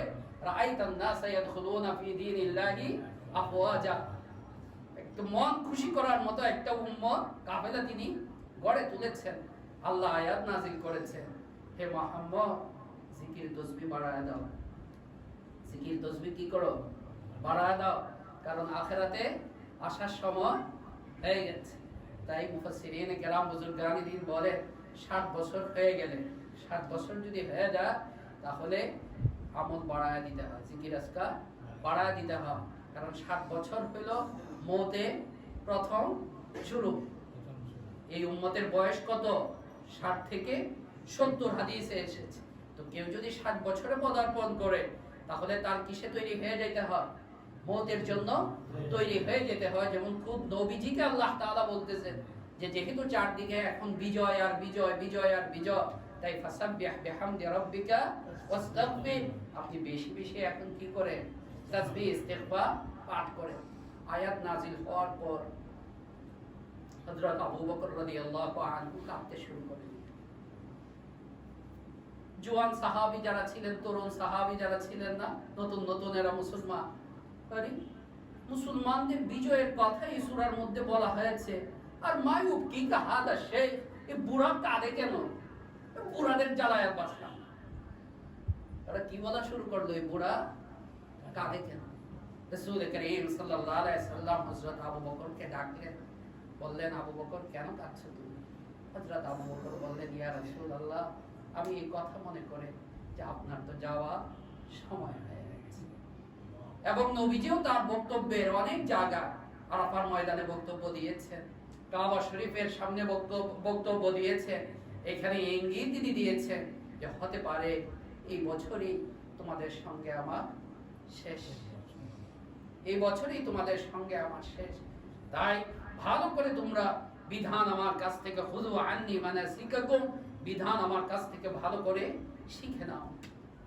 বিদায়ের ঘন্টা বেজে গেছে।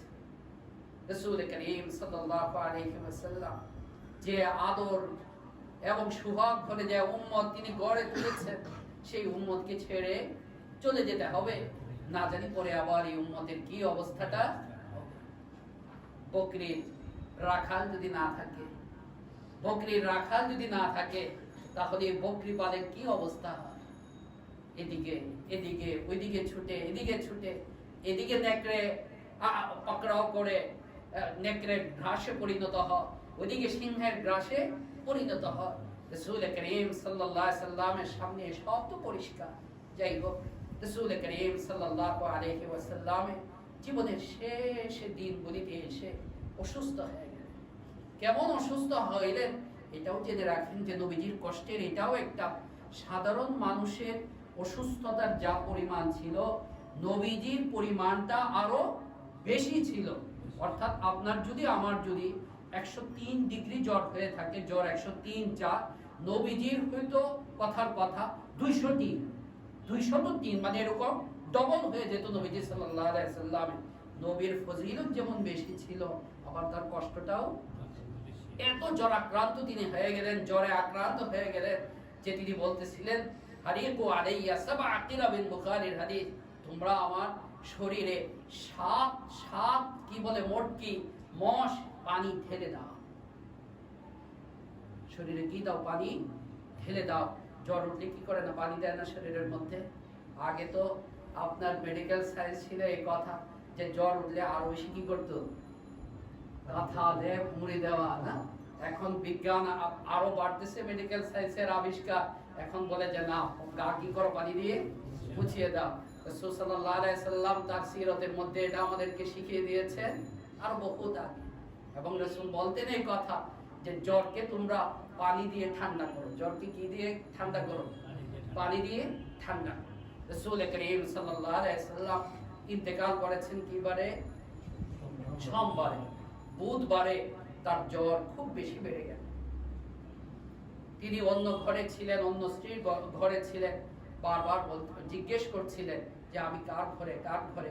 তার ইচ্ছা ছিল জীবনের শেষ দিনগুলো হযরত আম্মা জান আয়েশা রাদিয়াল্লাহু তাআলা আনহার ঘরে তিনি থাকবেন।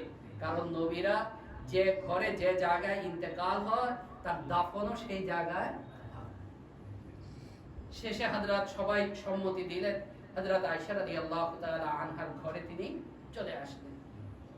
বুধবার গেল, বৃহস্পতিবার গেল, শুক্রবার গেল। এর মধ্যে রাসূল করিম সাল্লাল্লাহু আলাইহি ওয়াসাল্লাম জামাতেও শরীক হতে পারছিলেন না, এরকম অবস্থা হয়ে গেল। শেষে আবার একটু ভালো ফিল করতেছে, সুস্থতা বোধ করতেছে। শেষের দিন, সোমবার দিন সকালে সাহাবী বলেন, হযরত আনাস রাদিয়াল্লাহু তাআলা আনহু নবীজি সাল্লাল্লাহু আলাইহি ওয়াসাল্লাম পর্দা সরাইলেন, তার হুজরার পর্দা সরাইলেন। আজকে চলে যাবেন তিনি, এই উম্মতকে ছেড়ে চলে যাবেন। পর্দা সরাইলেন, দেখলেন হযরত আবু বকর ইমামতি করছে।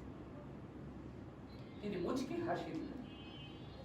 সাহাবায়ে কেরাম বলেন যে আমাদের এত খুশি লাগলো, আমরা কল্পনাও করি নাই যে নবীজি সাল্লাল্লাহু আলাইহি সাল্লাম চলে যাবেন। আমরা ভাবলাম যে নবীজি সুস্থতা ফিল করতেছে। আমাদের অবস্থা এরকম হয়ে গেল যে আমাদের নামাজে আমরা বিভ্রান্তি করে ফেলি কিনা, নামাজ নষ্ট হয়ে যায় কিনা, এরকম অবস্থা। খুশিতে আমাদের যে নবীজি আমাদেরকে পর্দা সরিয়ে আমাদেরকে দেখছেন যে আমরা ঠিক মতো নামাজ আদায় করতে পারছি। রাসূল করিম সাল্লাল্লাহু আলাইহি সাল্লাম এর মধ্যেই সাহাবায়ে কেরাম রাদিয়াল্লাহু তাআলা আনহুম যাদের মাজার ছিল, যাদের কবর ছিল জান্নাতুল বাকিতে, বাকিউল গারকাতে, মসজিদে নববীর পাশে, তাদের কবর জিয়ারত করলেন এবং তাদের জন্য অনেক দোয়া করলেন। উহুদের শহীদদের জন্য অনেক দোয়া করলেন। আবার এই কথাও বললেন একদিন যে আমার বড় আশা হয়, আমার বড় আকাঙ্ক্ষা হয়, আমি চাই যে আমার ভাইদের সঙ্গে আমি মিশবো। সাহাবায়ে কেরাম জিজ্ঞাসা করলেন, ইয়া রাসূলুল্লাহ, আমরা কি আপনার ভাই নই? রাসূল করিম সাল্লাল্লাহু আলাইহি সাল্লাম বললেন, তোমরা আমার সাহাবী, তোমরা আমার সাহাবী। তাহলে আপনার ভাই কারা? আমার ভাই তারা যারা এখনো আসে নাই, আল্লাযীনা লাম ইয়াতু বাদি, যারা এখনো দুনিয়াতে আসে নাই। আমাদের কথা বলতেছে যে যারা ভবিষ্যতে আসবে, আমাকে দেখে নাই কিন্তু তার আমার প্রতি তারা ভালোবাসা লালন করবে, আমার প্রতি ঈমান আনবে।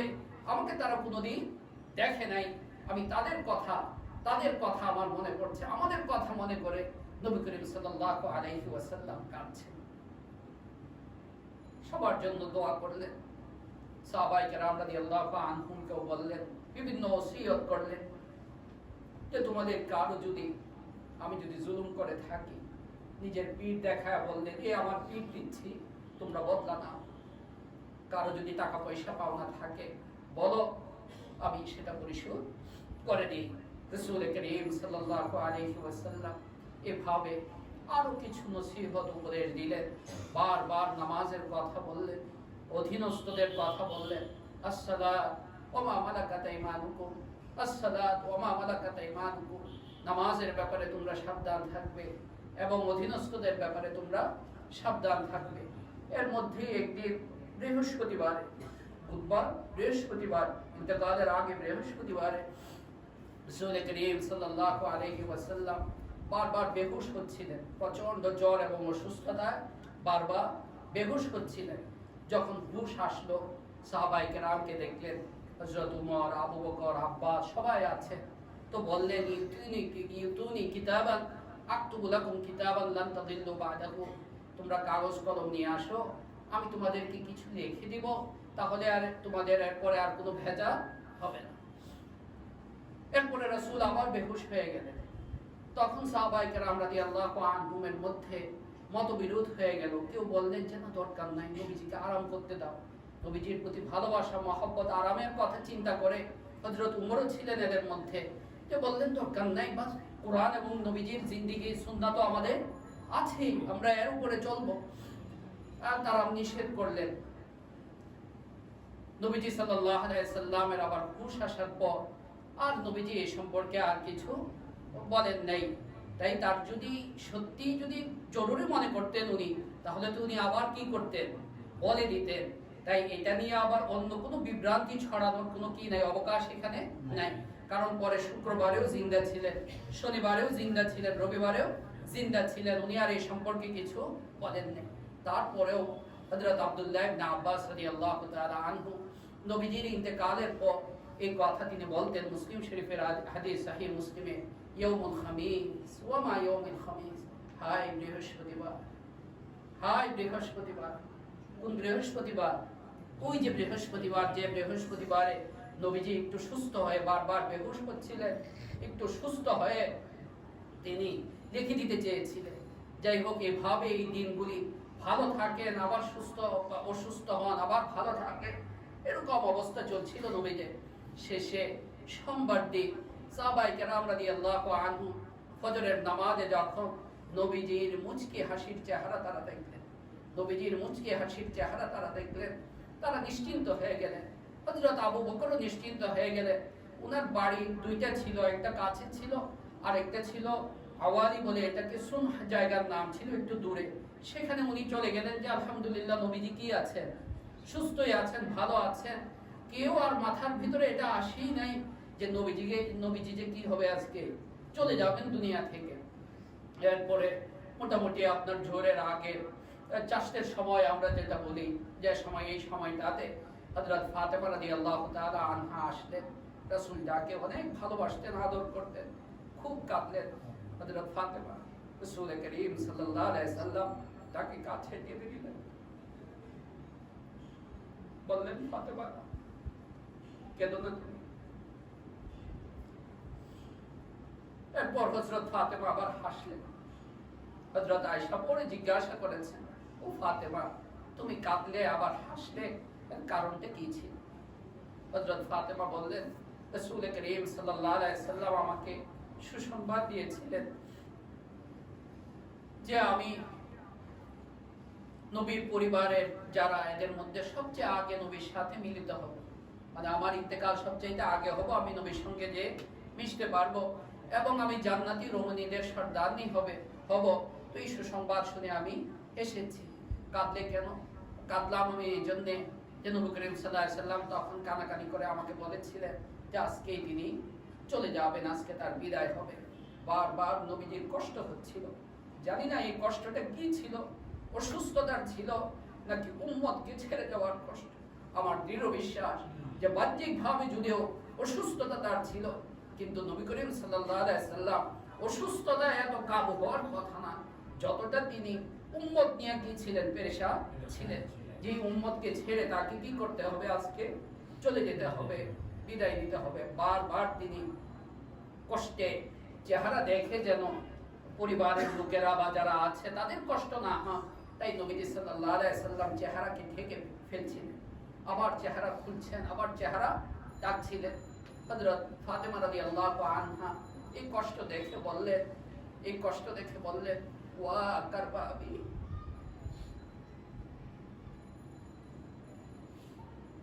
ওয়া কারবাবি, হায় আমার বাবার কি কষ্ট হচ্ছে, আমার বাবার কত কষ্ট হচ্ছে। রাসূল করিম সাল্লাল্লাহু আলাইহি সাল্লাম বললেন, লা কারবাবি বাদাল ইয়াউম, আজকের পর তোমার বাবার আর কোনো কষ্ট নাই, আজকের পর তোমার বাবার আর কোনো কষ্ট নাই।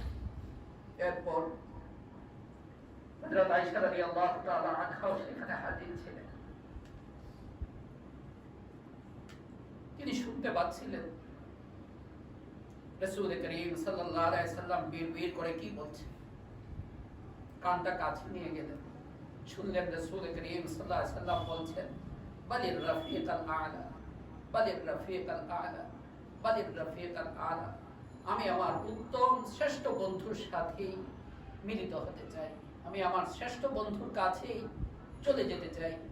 এই আয়াত তিলাওয়াত করছিলেন উলাইকা ওয়া ইউতি'আল্লাহু ওয়া রাসূলা ফাউলাইকা মা'আল্লাযীনা আন'আমা আল্লাহু আলাইহিম মিনান নাবিয়্যিন ওয়াস সিদ্দীকিন ওয়াশ শুহাদা ওয়াস সালিহিন। হাদিসে এসেছে যে আল্লাহ তাআলার পেয়ারা নবী যারা, নবীদেরকে আল্লাহ তাআলা ফেরেশতাকে পাঠানোর আগে, তাদের জান কবজ করার আগে, তাদের সম্মানার্থে তাদের কাছে আল্লাহ সুবহানাহু ওয়া তাআলা অনুমতি গ্রহণ করে যে তোমাকে তো আল্লাহ তাআলা চাচ্ছেন এবার নিয়ে নিতে আল্লাহর কাছে, এখন তুমি বলো তুমি কি যাবা না আরো দুনিয়াতে থাকতে চাও।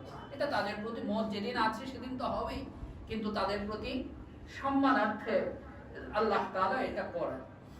তো নবী করিম সাল্লাল্লাহু আলাইহি সাল্লামকে হযরত আয়েশা বলে যে যখন ইখতিয়ার দেওয়া হয়েছে, এই যে স্বাধীনতাটা দেওয়া হয়েছে, নবী করিম সাল্লাল্লাহু আলাইহি সাল্লাম তখনই বলেছেন, হযরত আয়েশা বলে নবীজি তো আল্লাহকেই ইখতিয়ার করবেন, আল্লাহকেই গ্রহণ করবেন। তো সেই কথাটাই তিনি বলছিলেন, বালির রফিকাল আলা, বালির রফিকাল আলা। আমি কাকে গ্রহণ করেছি? উত্তম বন্ধু, অর্থাৎ আল্লাহ সুবহানাহু ওয়া তাআলা সান্নিধ্যকে আমি গ্রহণ করেছি। এভাবে ভাবে নবী করিম সাল্লাল্লাহু আলাইহি ওয়াসাল্লাম দুনিয়া থেকে চলে যান। এই কথা বলতে বলতে বালির রফিকাল আলা, বালির রফিকাল আলা। সাহাবায়ে কেরাম রাদিয়াল্লাহু তাআলা আনহুমের মধ্যে খবর যখন ছড়িয়ে পড়ল, কেউ প্রস্তুত ছিলেন, এবং কত যে কষ্টের বিষয় ছিল এটা সাহাবায়ে কেরাম রাদিয়াল্লাহু আনহুমের জন্য, রাসূল করিম সাল্লাল্লাহু আলাইহি সাল্লামের জন্য তো ছিলই, আর উম্মতের জন্য হযরত আবু বকর তো দূরে ছিলেন, হযরত উমর ফারুক রাদিয়াল্লাহু তাআলা আনহু তরবারি নিয়ে বের হয়ে গেছে, এতটা বেহুশ হয়ে গেছে, তরবারি নিয়ে বের হয়ে গেছে, যে কথা বলবে নবীজি ইন্তেকাল করেছে, নবীজির মওত হয়ে গেছে, আমি তার কল্লা উড়িয়ে দেব, এতটা তিনি ভারসাম্যহীন হয়ে গেলেন। এবং এইভাবে তিনি চিৎকার করে এভাবে তলোয়ার নিয়ে, তরবারি নিয়ে ঘুরছিলেন আর বলছিলেন। শেষে হযরত আবু বকর সিদ্দিক রাদিয়াল্লাহু আনহু খবর পেয়ে যখন আসলেন, নবীজি সাল্লাল্লাহু আলাইহি সাল্লামের দেহ মুবারকের কপালে চুমু খেলেন আর বললেন, তিবতা হাইয়ান ওয়া মাইয়িতান, জিন্দা থাকতেও আপনি ছিলেন কত সুন্দর, মওতের পরেও আপনি কত সুন্দর। এরপর তিনি মসজিদে নববীতে আসলেন, হযরত উমরকে থামতে বললেন যে উমর থামো তুমি। এরপর কোরআনে কারীমের আয়াত তিনি তেলাওয়াত করলেন, ওমা মুহাম্মাদুন ইল্লা রাসূল কদ খালাত মিন ক্বাবলিহি রুসুল।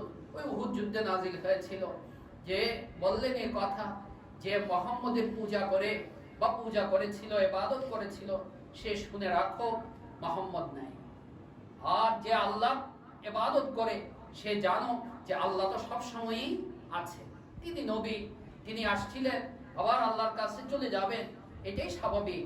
হযরত আবু বকর তার এই বক্তব্যের মাধ্যমে সাহাবায়ে কেরাম রাদিয়াল্লাহু তাআলা আনহুমের একটু স্থিরতা, একটু সম্বিত তাদের মধ্যে, হযরত উমরের মধ্যে বিশেষ করে স্থিরতা ফিরিয়ে আনলেন।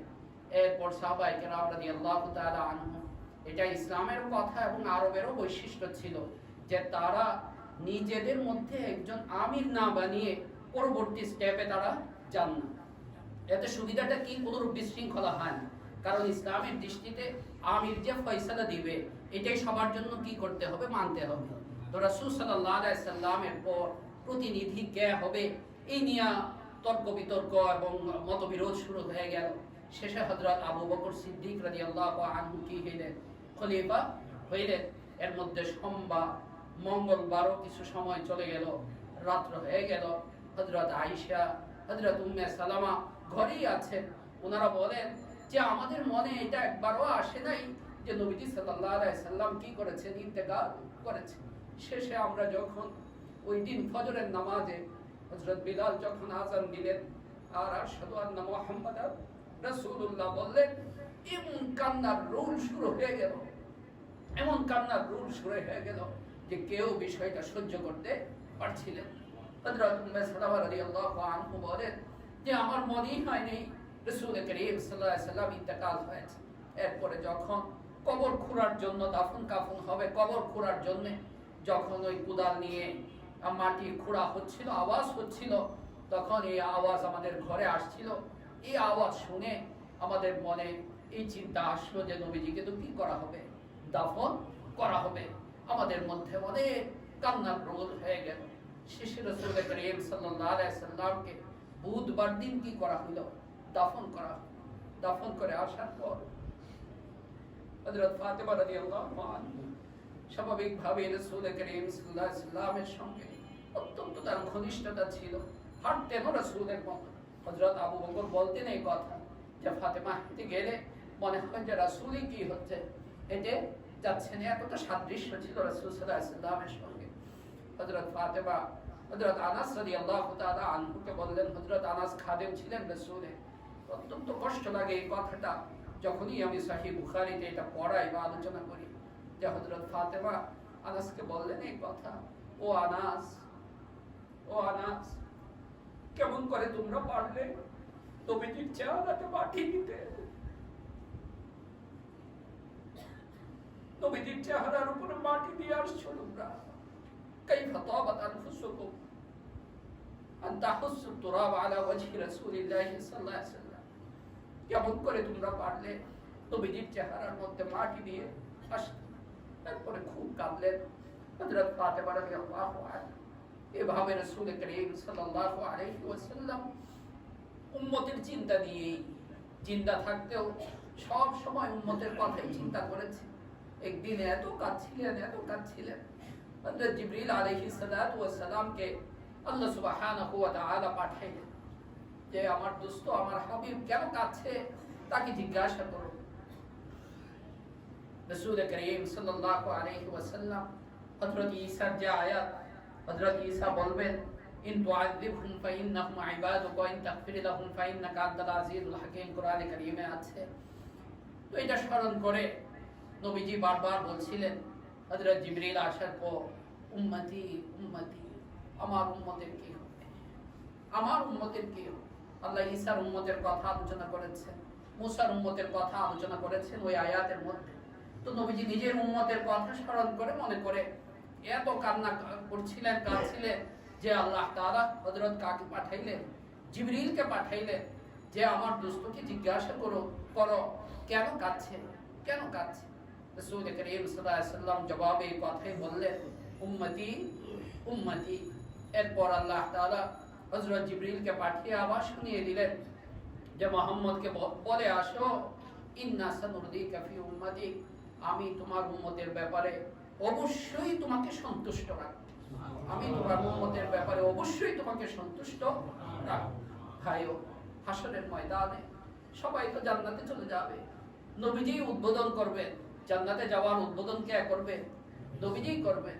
কিন্তু নবীজি সাল্লাল্লাহু আলাইহি ওয়াসাল্লাম যতক্ষণ পর্যন্ত তার উম্মতের শেষ ব্যক্তিটা গুনাহের কারণে জাহান্নামের আগুনে জ্বলছে, শেষ ব্যক্তিটা যতক্ষণ পর্যন্ত সুপারিশে জাহান্নাম থেকে জান্নাতে না আসবে, ততক্ষণ পর্যন্ত নবীজি সাল্লাল্লাহু আলাইহি ওয়াসাল্লাম নিশ্চিন্ত হবেন না।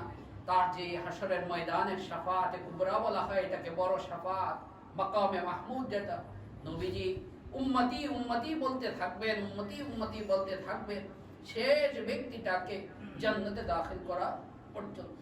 নবী করিম সাল্লাল্লাহু আলাইহি ওয়াসাল্লাম এমন এক মহান সত্তা, এমন এক নবী আমাদের, যে আমাদের এই কোটি কোটি উম্মতের কষ্ট সব মিলিয়ে জানা কষ্ট হবে, তিনি একাই তা কি করেছেন, আমাদের জন্য সহ্য করেছেন সব কষ্ট।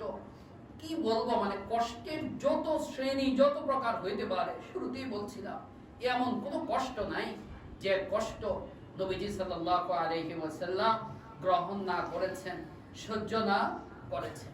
তাই এটা আমাদের ঈমানের দাবি, এটা আমাদের ঈমানের দাবি।